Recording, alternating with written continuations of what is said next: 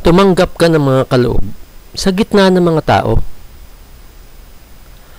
A few years ago, merong inilabas na paksa si Brad Eddy. Kilala nyo na yan kung sino si Brad Eddy. Ito yung sa Awit 68:18 at sa Efeso 4:8. Basahin muna natin yung 68:18 ng Awit. Sumampa ka sa mataas, pinatnubayan mo ang iyong bihag sa pagkabihag, tumanggap ka ng mga kaloob sa gitna ng mga tao, oo, pati sa mga mapanghimagsik, upang makatahang kasama nila ang Panginoon Diyos. Yan ang premise dito nagpapatungkol yan kay Kristo.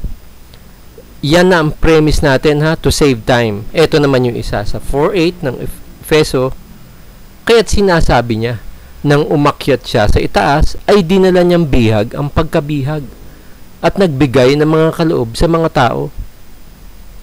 Yan, nagpapatungkol din yan kay Kristo, pero this time, mababasa sa Efeso na nagbigay ang Kristo ng mga kaloob sa mga tao. Pero doon sa awit, tumanggap naman ang Kristo ng mga kaloob sa gitna ng mga tao. So, ang stand dyan ni Brad Eddy, contradiction yan. Mali ang salin sa awit 68:18 at ang tama ay yung nasa Efeso 4:8. So, ang dapat na salin sa awit 68:18 ay hindi tumanggap kundi nagbigay. So, ganito daw dapat sa awit 68:18 Brother Eddy version. Sumampa ka sa mataas, pinatnubayan mo ang iyong bihag sa pagkabihag, nagbigay ka ng mga kaloob sa gitna ng mga tao. Oo, pati sa mga mapanghimagsik, upang makatahang kasama nila ang Panginoon Diyos. And siyempre, andun yung narrative, na ang nakaisip lang yan ay si Brad Eddy at wala nang iba. Ang maganda, mapakinggan natin mismo, doon sa tatawagin na lang natin sa pangalang Sis Lulu. Kasi hindi nga natin kilala ang nagsasalita dito sa audio, na nakuha lang natin. Ito ha, pakinggan natin. Kayo lang po pagpaliwanag sa tulong ng Panginoon, nakita ninyo na mali ito. At yun nga po ang kamangha-mangha, wala namang kayong salin na nakita na hindi ganito. Lahat ng salin, ang laman ay ito. Tumanggap ka ng kaloob, accept, tanggap, receive, puro ganon. Saan nang galing nga po yung inyong natutuhan at inyong itinuro sa amin na kabaligtaran? Hindi receive, kung hindi give, magbigay. Kaloob, hindi yung tatanggap ka. Ito po talagang gawa ng Diyos talaga ito dahil wala kayong source na anumang translation ng Biblia na pwede niyong pagkuhanan. Talagang masasabi niyo na original na bigay ng Diyos sa inyo, yung unawang yon. Hindi kasi, napaka-imposible kasi na matutuhan mo yon nang wala kang pagbabatayan o wala kang pagkukuhanan ng ideya. Kayo po, wala talaga kayong pinagkuhanan ng ideya kasi ang tinuro ninyo sa amin, kabaligtaran ng lahat ng nakasulat, kabaligtaran ng lahat ng translation.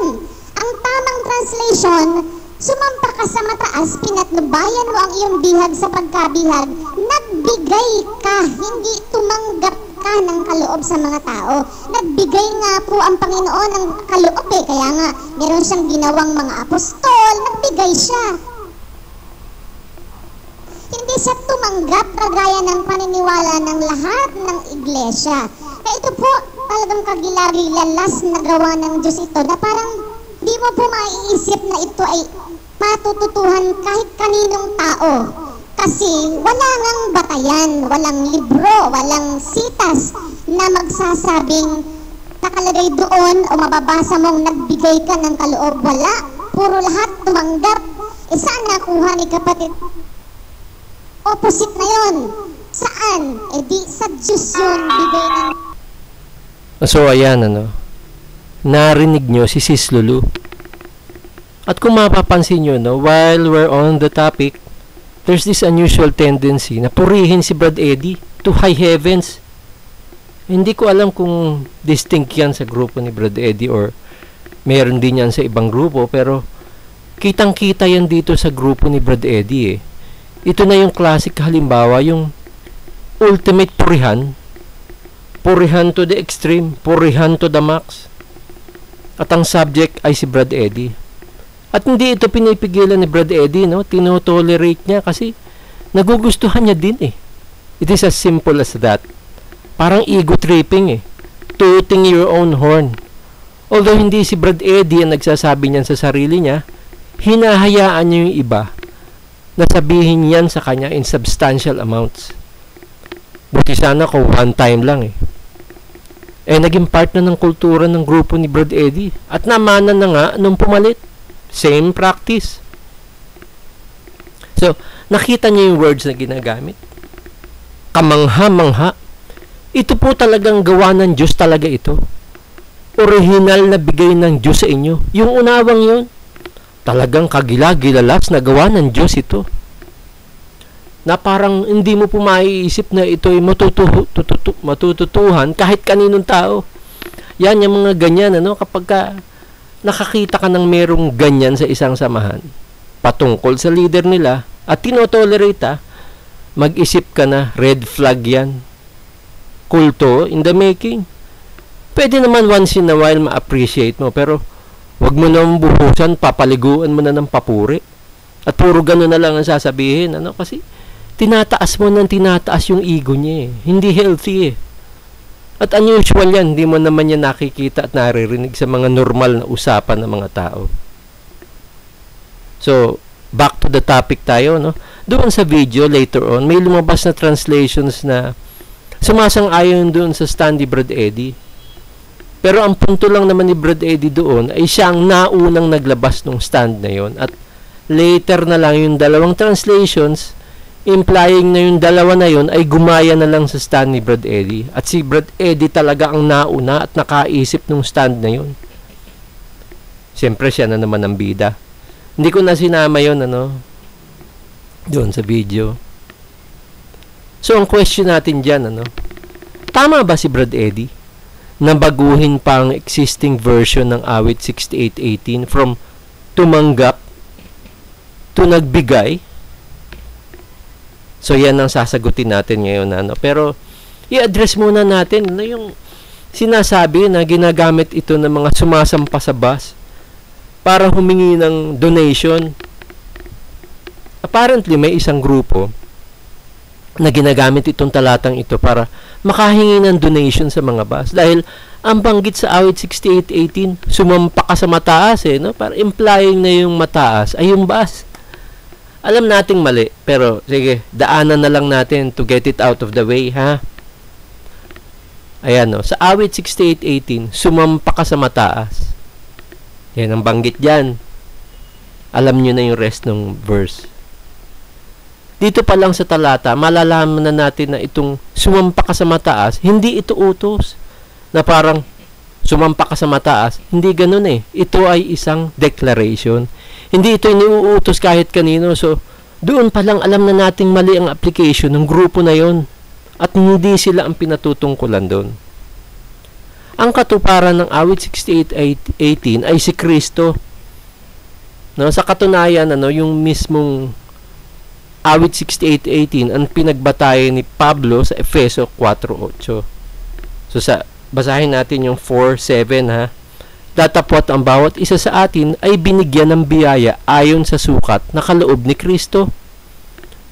Sa verse 8, kaya sinasabi niya, nang umakyat siya sa itaas ay dinala niyang bihag ang pagkabihag at nagbigay ng mga kaloob sa mga tao.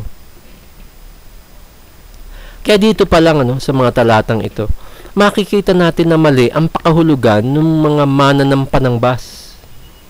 Hindi para sa kanila yung banggit sa awit 6818 na sumampa ka sa mataas, no? Ito ay hindi utos kundi isang declaration na si Kristo ay sumampa sa mataas. So, ngayon, alam na natin na mali ang pakahulugan ng mga mananampa ng bus sa talatang awit 6818. Ano nga ba ang kahulugan ng talatang yan? Basahin na naman natin ulit, ha. 6818 ng awit, sumampa ka sa mataas, pinanatnubayan mo ang iyong bihag sa pagkabihag. tumanggap ka ng mga kaloob sa gitna ng mga tao. Oo, pati sa mga mapanghibagsik upang makatahang kasama nila ang Panginoon Diyos. At katulad ng banggit sa taas, na siya rin namang pinagbatayan ni Pablo sa Efeso 4:8, sa 4:8, no? Kaya't sinasabi niya, nang umakyat siya sa itaas, ay dinala niyang bihag ang pagkabihag at nagbigay ng mga kaloob sa mga tao. Dito sinasabi ni Pablo na dinalang bihag ni Kristo ang pagkabihag at nagbigay ng mga kaloob sa mga tao. Yun mismong bumibihag, nabihag na ni Kristo. Therefore, yung binibihag ng bumibihag, nailigtas na sa pagkabihag. Dahil nabihag na ni Kristo ang pagkabihag eh. May mababasa ba tayong nailigtas na sa pagkabihag ang mga bihag? Basahin natin, 4:18 ng Luke. Sumasa akin ang Espiritu ng Panginoon, sapagkat ako'y pinahira niya upang ipangaral ang mabubuting balita sa mga dukha. Ako'y sinugo niya upang itanyag sa mga bihag ang pagkaligtas at sa mga bulag ang pagkakita, upang bigyan ng kalayaan ang ng aapi. May binabanggit pa si Pablo sa talata na, at nagbigay ng mga kaloob sa mga tao. Ang tanong, ano ba itong mga kaloob na ito? Pagpatuloy lang natin ang basa, may mababasa tayo sa verse 11, dun din sa Ephesians 4. At pinagkalooban niya ang mga iba na maging mga apostol, at ang mga iba'y propeta, at ang mga iba'y ebanghelista, at ang mga iba'y pastor at mga guro. Ayan, may mga kaloob na binigay si Kristo sa mga tao eh. Pero kung ating babalikan ng awit 68:18, may banggit doon na tumanggap ka ng kaloob sa gitna ng mga tao. Kung nag-refer si Pablo sa awit 68:18, pero para sa Efeso 4:8, bakit sinasabi niya na sa Efeso 4:8 na si Kristo ay nagbigay ng mga kaloob sa mga tao? Pero sa awit 68:18, ang banggit naman ay tumanggap si Kristo ng mga kaloob sa gitna ng mga tao. Nagkamali ba si Pablo dito? Ang kailangan muna nating itanong, ano ba yung kaloob na tinanggap ni Kristo sa awit 68:18? Dahil alam naman natin yung kaloob naman na binigay ni Kristo sa Efeso 4:8. Sige, yun na muna. Ang sabi ng iba, ang tinanggap daw na kaloob ni Kristo sa awit 68:18 ay ang Espiritu Santo. Yun ang sabi ng iba, na siya namang mababasa sa Gawa 2:33, palibhasa nga'y pinarangal ng kanang kamay ng Diyos at tinanggap na sa Ama ang pangako ng Espiritu Santo. Ay ibinuhos niya ito na inyong nakikita at naririnig. Tama ba ito? Totoo na tinanggap ni Kristo ang Espiritu Santo mula sa Ama. Pero hindi ito yung tinutukoy na kaloob sa awit 68:18. Kung babalikan natin ang awit 68:18, ayan, napabasa nyo. Makikita natin dyan na ang mga tinanggap ni Kristo ay mga kaloob. Kaya dito pa lang nakikita natin na hindi yung Espiritu Santo ang tinutukoy dito dahil mga kaloob eh.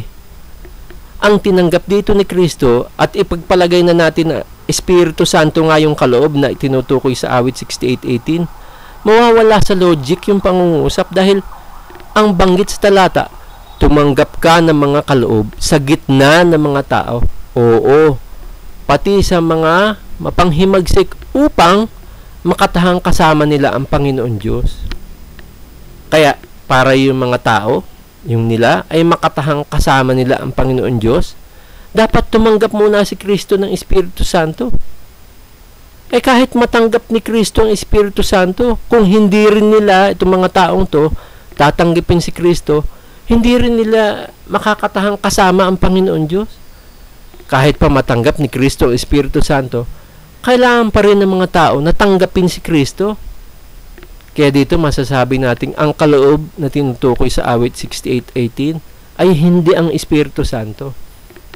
For that verse ano yung kaloob na binabanggit sa awit 68:18? Tingnan muna natin kung ano ang isang kahulugan ng kaloob sa Biblia. Kaloob para sa Diyos, Ito, basahin natin Bilang 18:6. At ako, narito, aking pinili ang inyong mga kapatid na mga Levita sa gitna ng mga anak ni Israel. Sa inyo, sila ay isang kaloob na bigay sa Panginoon upang gawin ang paglilingkod sa tabernakulo ng kapisanan. So, sa King James Version, sa number 18:6, yung dyan, gift, H4979. Mautawnaw, offering, a present. Mautawnaw, ha? Ayan. So, dun naman sa awit 68:18, sa King James Version, gifts, H497 din, H4979 din. Ayan, Mautawnaw din, doon sa awit 68:18. So, pareho sa bilang 18:6. So, pagdating dun sa pinanggalingan ng word na yun, na gift, pareho, mautawnaw. So, ayan, ang isang kahulugan pala ng kaloob sa Biblia ay nagpapatungkol sa mga tao, kaloob na bigay sa Panginoon. Ang mga kaloob na tinutukoy sa awit 68:18 na tinanggap ni Kristo ay mga tao na kumilala kay Kristo at tumanggap kay Kristo, at yung mga mapanghimagsik na nagbalik loob sa Diyos. Kung ating mapapansin, hindi lahat ng mga tao o lahat ng mga mapanghimagsik ang tumanggap kay Kristo, kundi sa gitna ng mga tao, oo, pati sa mga mapanghimagsik. So, hindi lahat ng tao ang tumanggap kay Kristo. Ilan lamang yun sa gitna ng mga tao. At itong ilan na ito ang mga kaloob kay Kristo. Kung ating mapapansin, hindi kinuha ni Kristo ang mga kaloob na ito, kundi tinanggap lamang niya. Bakit? Kanino ba niya yung tinanggap at sino ang nagdala kay Kristo nitong mga kaloob na ito? Basahin natin sa 1:44. Walang taong makakalapit sa akin maliban ng ang amang nagsugo sa akin ang sa kanya'y magdala sa akin, at siya ay aking ibabangon sa huling araw. Ayan, walang taong makakalapit kay Kristo malibang dalhin ng Ama kay Kristo. At kung susundan natin ang talata, in context ito, pag ang mga kaloob na banggit ay mga tao kay Kristo. Dahil kung babasahin natin muli ang talata, ayan, nung nabihag ni Kristo ang pagkabihag, nakaligtas sa pagkabihag ang mga bihag mula sa bumibihag na binihag ni Kristo. At si Kristo ay tumanggap ng mga kaloob, mga nakakilala sa Diyos, sa gitna ng mga tao. Bakit? Upang makatahang kasama nila, sino? Itong mga kaloob na ito, ang Panginoong Diyos. Tama rin naman yan sa konteksto ng 1:644 na pag ang mga taong ito'y ibinangon sa huling araw, makakatahang kasama nila ang Panginoon Diyos. Ngayon, paano naman natin i-reconcile yung awit 68:18 sa Efeso 4:8? Dahil nga, pagkatapos tumanggap ni Kristo ng mga kaloob, ito yung mga taong nakakilala at tumanggap sa Diyos, si Kristo naman ang magbibigay ng kaloob sa mga tao na katulad ng banggit sa Efeso 4:8, at nagbigay ng mga kaloob sa mga tao. Sa panahon natin, ano ba itong mga kaloob na ito ni Kristo? Ang makakatanggap natin, ang matatanggap natin ay ang tinanggap ni Kristo sa Gawa 2:33, palibhasa nga'y pinarangal ng kanang kamay ng Diyos at tinanggap na sa Ama ang pangako ng Espiritu Santo, ay ibinuhos niya ito na inyong nakikita at naririnig. Ayan yung tinanggap ni Kristo sa Ama, na pangako ng Espiritu Santo ay tatanggapin din naman ng mga tumanggap kay Kristo. Ito doon din sa aklat ng mga Gawa sa 2:38, at sinabi sa kanila ni Pedro, mangagsisi kayo at mangagbautismo ang bawat isa sa inyo sa pangalan ni Hesukristo sa ikapagpapatawad ng inyong mga kasalanan, at tatanggapin ninyo ang kaloob ng Espiritu Santo. So, At kapag natanggap na ang Espiritu Santo, ano pa itong mga ibang kaloob na ito? Natatanggap man ng mga tumanggap kay Kristo. Ano pa ito? Sa 12:4 ng unang Korinto, ngayon may iba-ibang mga kaloob. Datapwat iisang Espiritu. So sa verse 7 hanggang 9, datapwat sa bawat isa ay binibigay ang paghahayag ng Espiritu upang pakinabangan naman, sapagkat sa isa, sa pamamagitan ng Espiritu ay binibigay ang salita ng karunungan, at sa iba'y ang salita ng kaalaman ayon din sa Espiritu, sa iba'y ang pananampalataya, sa gayon ding Espiritu, at sa iba'y ang mga kaloob na pagpapagaling sa iisang Espiritu.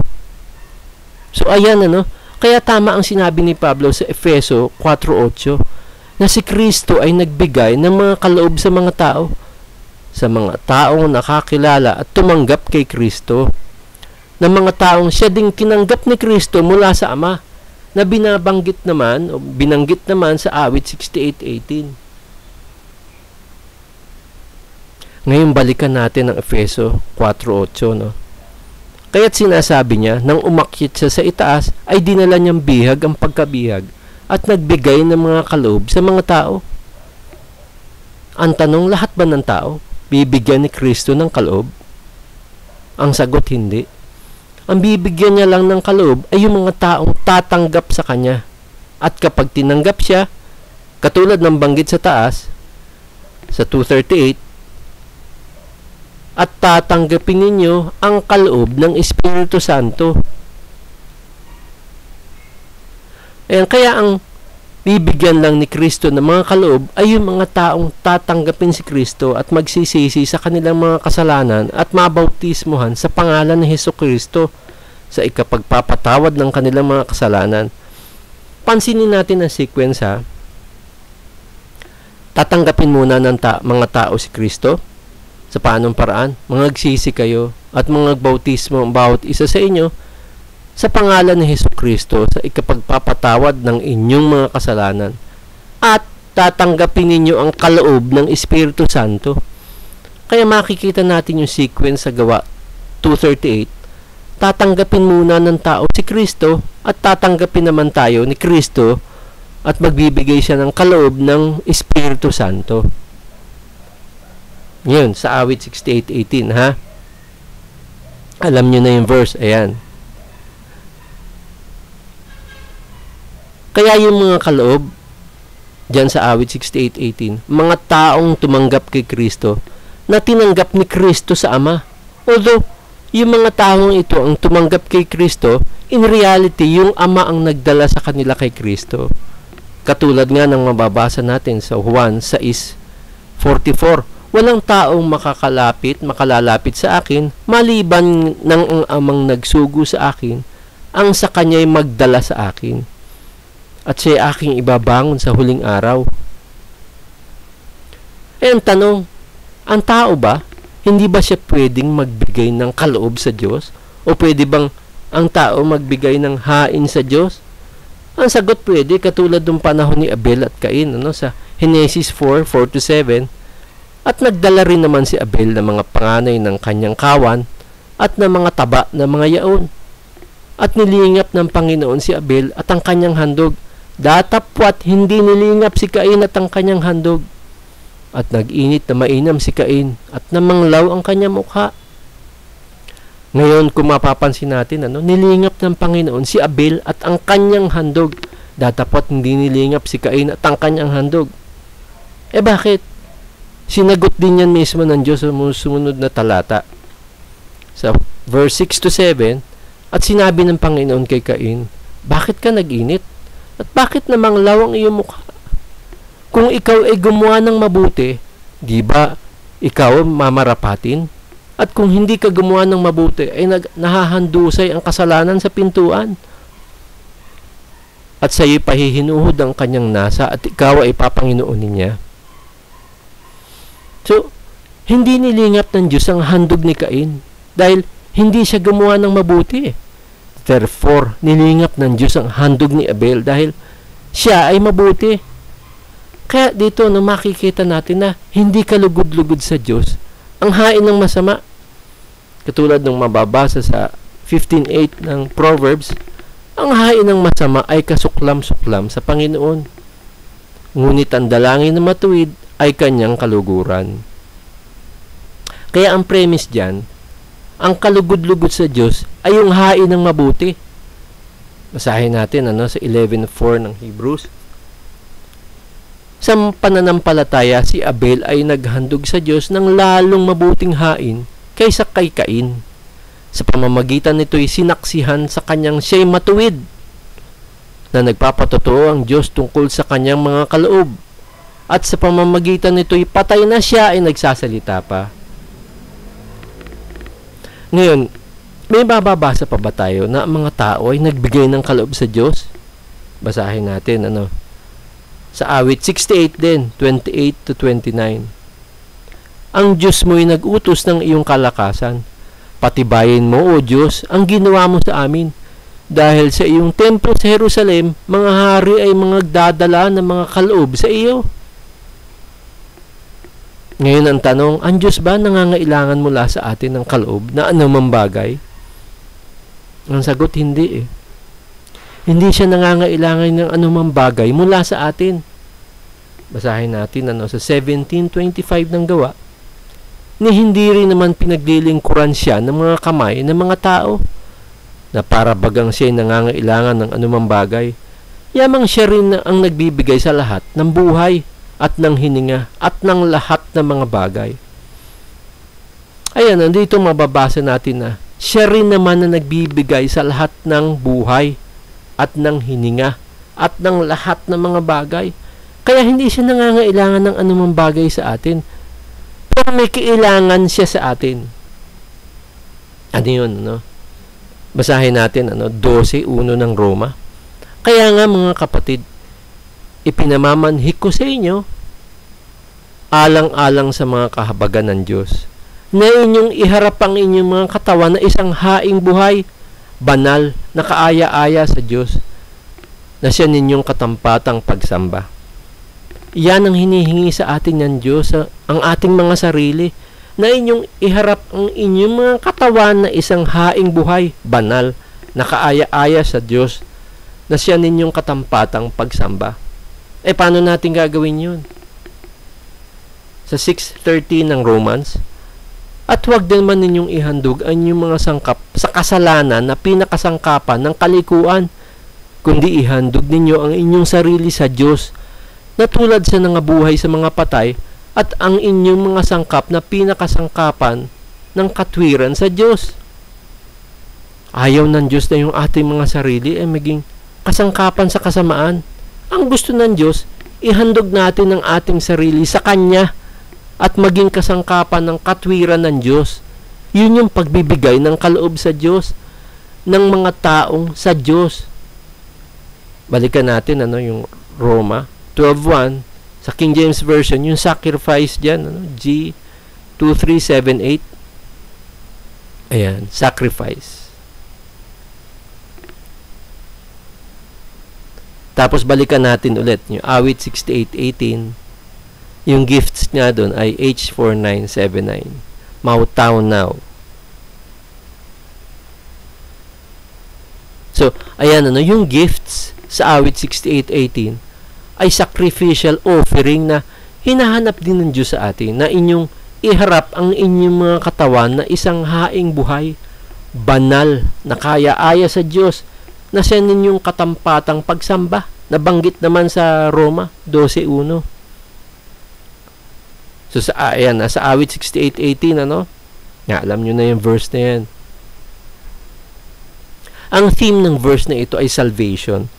Pinapakita dito yung pagliligtas ni Kristo doon, mga bihag ng pagkabihag, ang pagtanggap niya sa mga taong kumilala sa Diyos at nagbalik loob sa Diyos, na siya rin namang dinala ng Ama kay Kristo. Ngayon, eto pa, kino-cover natin lahat. May mga nag-i-interpret sa awit 68:18 na,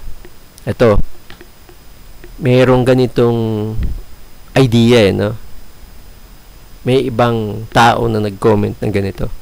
Tatanggap ang Diyos o si Kristo ng mga tao sa gitna ng mga tao, at pati na rin sa mga mapanghimagsik ay tatanggap din siya ng mga tao.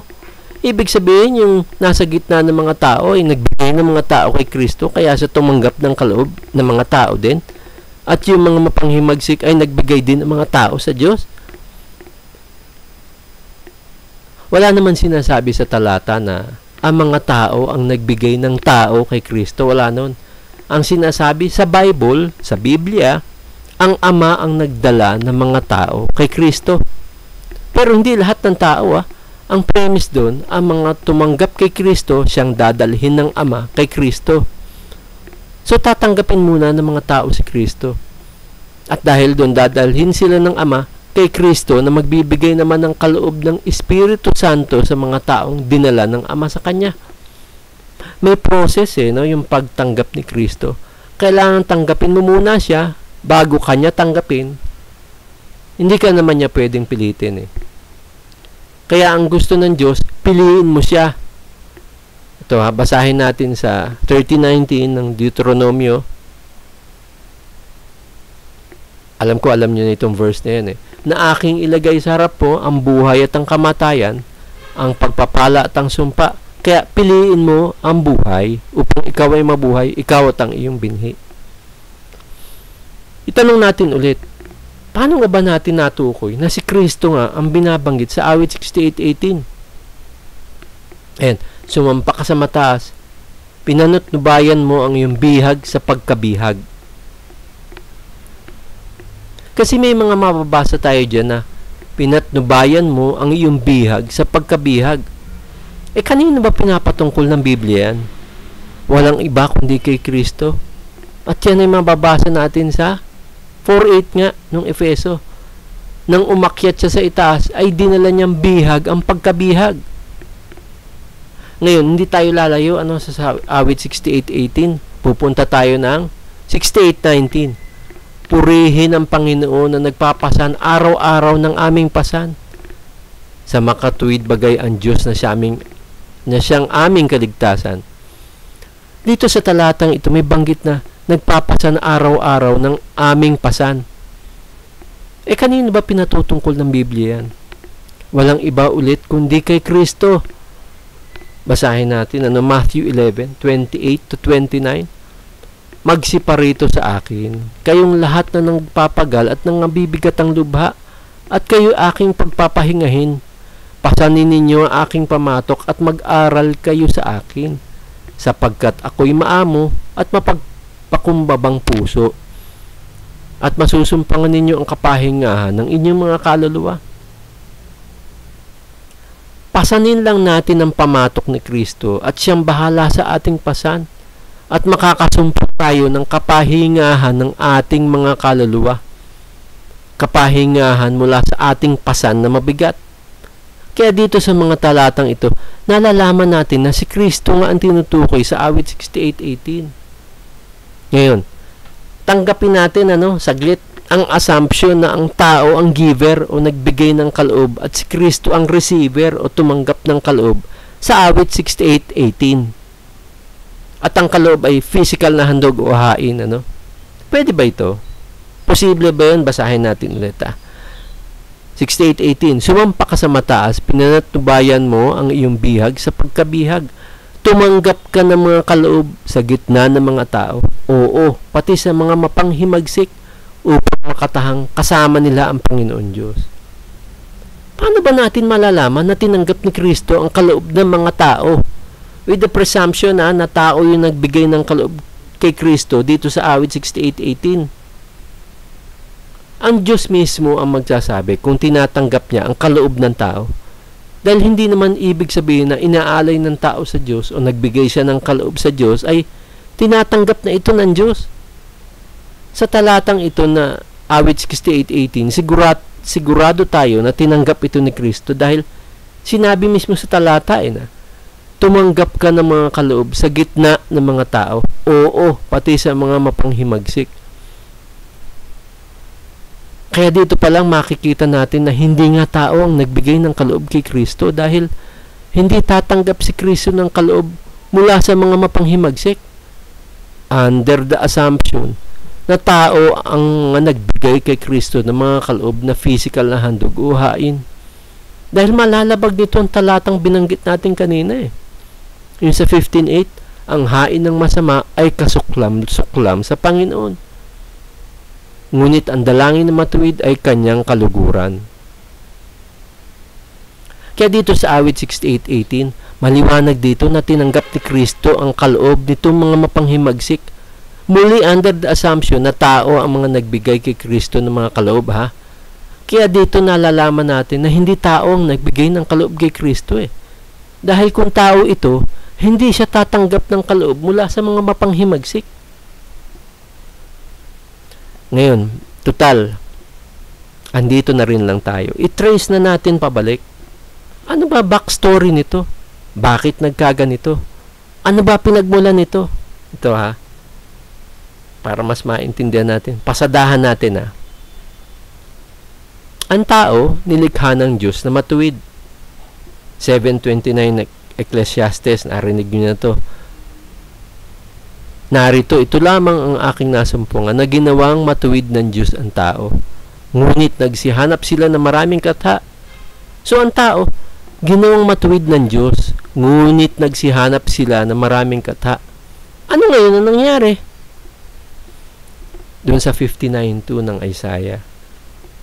Kundi pinapaghiwalay ng inyong mga kasamaan kayo at ang inyong Diyos. At ang inyong mga kasalanan ay siyang nagpakubli ng kanyang mukha sa inyo upang siya'y huwag makinig. Dahil sa kasalanan ng tao at kasamaan ng tao, nahiwalay ang tao sa Diyos.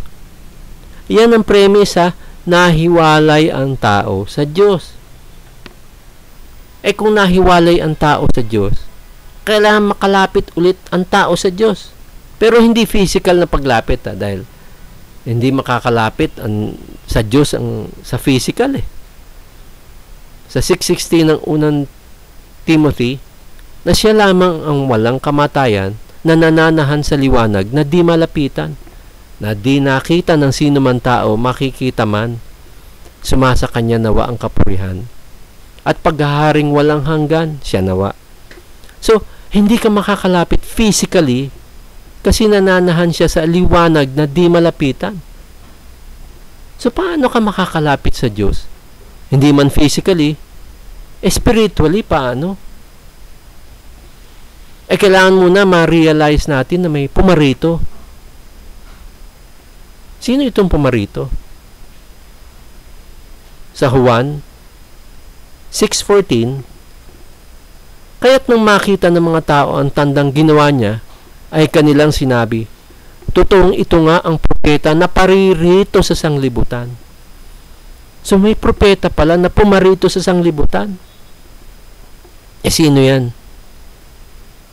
Sa Juan 1:18, walang taong nakakita kailanman sa Diyos.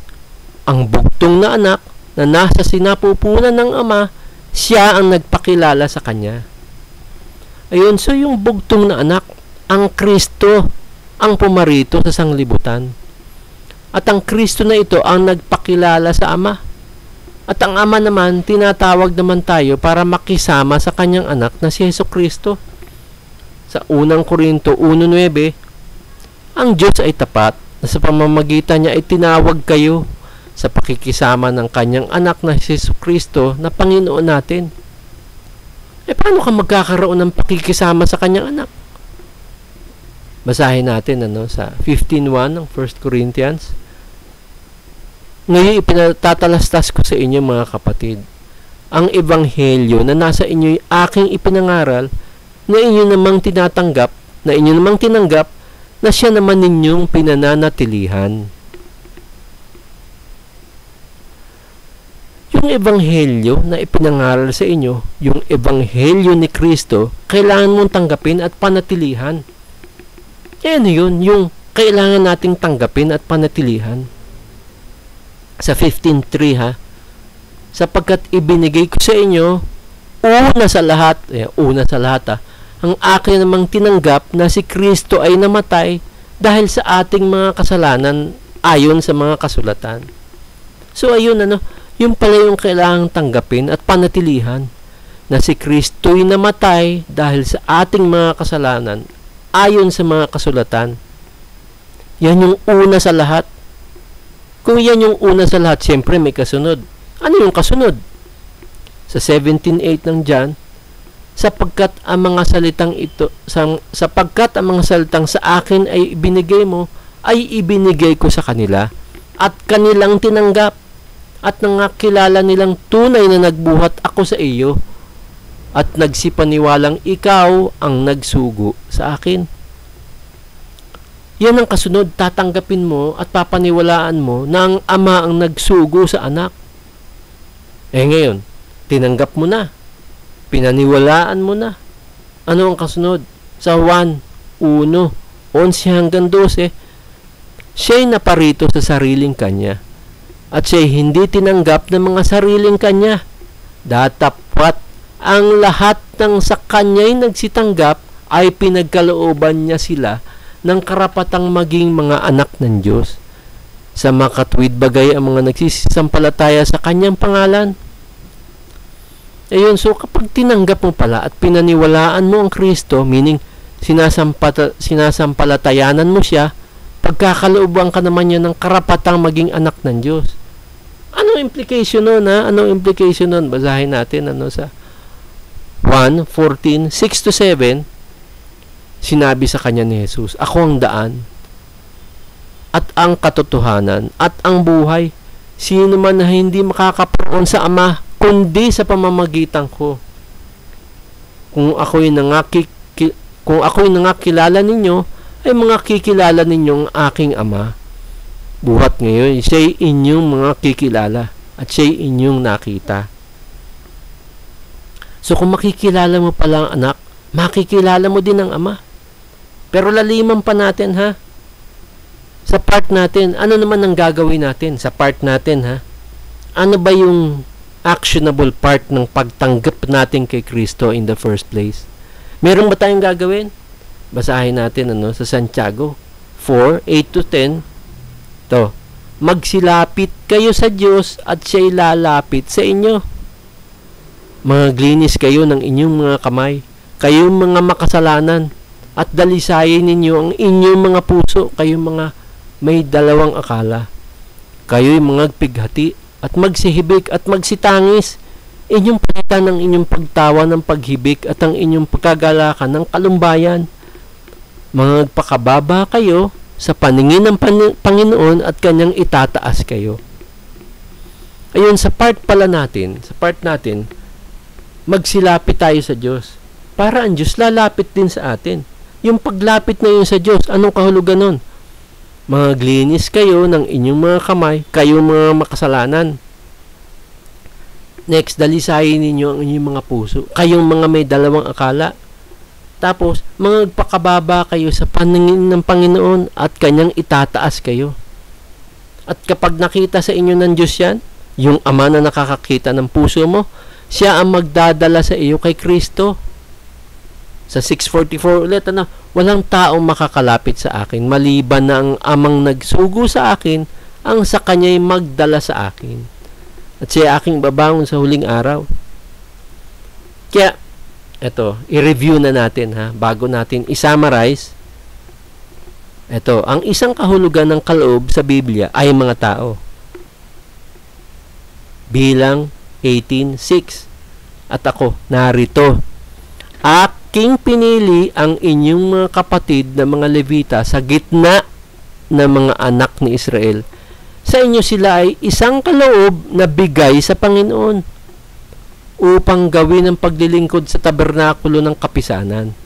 So dyan sa talatang yan, sabi ng Diyos, aking pinili ang inyong mga kapatid na mga Levita sa gitna ng mga anak ni Israel. Sa inyo sila ay isang kaloob na bigay sa Panginoon. So nakikita natin dito na ang Diyos namimili sa gitna ng mga tao upang gawing kaloob sa Panginoon. And it makes sense. Ito, ha, kung ang mga tao ay kaloob na bigay kay Kristo sa Panginoon, ang tanong, sino nagbigay? Ito, basahin natin sa 6:37 ng John. Ang lahat ng binibigay sa akin ng Ama ay magsisilapit sa akin. At ang lumalapit sa akin sa anumang paraan na hindi ko itataboy. Ang Ama pala ang nagbibigay kay Kristo nitong mga tao na ito. Itong mga kaloob na ito, hindi sila itataboy ni Kristo. So Juan 17:6, ipinahayag ko ang iyong pangalan sa mga tao na ibinigay mo sa akin mula sa sanglibutan. Sila'y iyo at sila'y ibinigay mo sa akin. At tinupad nila ang iyong salita. Kaya, it comes full circle, no? To summarize, yung awit 68:18. Ano ba yung steps? Basahin natin ulit yung 68:18, ha? For the last time, ito, ha? Sumampa ka sa mataas, pinatnubayan mo ang iyong bihag sa pagkabihag, tumanggap ka ng mga kaloob sa gitna ng mga tao, oo, pati sa mga mapanghimagsik, upang makatahang kasama nila ang Panginoong Diyos. So, 1, sa gitna ng mga tao, may mga nakakilala kay Kristo at tumanggap kay Kristo. Sa gitna ng mga mapanghimagsik, may mga nagbalik loob kay Kristo at tumanggap kay Kristo. Ano yung pangalawang step? Itong mga taong nakakilala at nagbalik loob kay Kristo, na tumanggap kay Kristo, ay dinala ng Ama kay Kristo bilang mga kaloob. Ano yung third step? Tinanggap sila ni Kristo sa pamamagitan ng kanilang pagsisisi sa kanilang mga kasalanan, ng bautismo sa pangalan ni Hesukristo sa ikapagpapatawad ng kanilang mga kasalanan. Yung sa Gawa 2:38. At pagkatapos, ano yung step 4? Bibigyan sila ni Kristo ng mga kaloob ng Espiritu Santo. Yun na yun sa Efeso 4:8. So, dun nga sa tanong natin noong una, tama ba si Brad Eddie na baguhin pa ang existing version ng awit 68:18 from tumanggap to nagbigay? Ang sagot, hindi. Hindi na kailangan baguhin yung nakasulat sa awit 68:18 na tumanggap at papalitan na nagbigay, katulad ng sinasabi ni Brad Eddie. Bakit? Dahil may paliwanag naman sa Biblia kung bakit tumanggap ang dapat nakahulugan nun eh. Hindi siya in contradiction sa Efeso 4:8, kundi kino-complement ng awit 68:18 ang Efeso 4:8. They do not contradict each other, but they complement each other. Walang kontradiksyon. Kailangan mo nang unawain kung bakit ganun na nakasulat. Walang kailangan baguhin. Ikaw ang susunod sa Biblia. Hindi yung Biblia ang susunod sa iyo.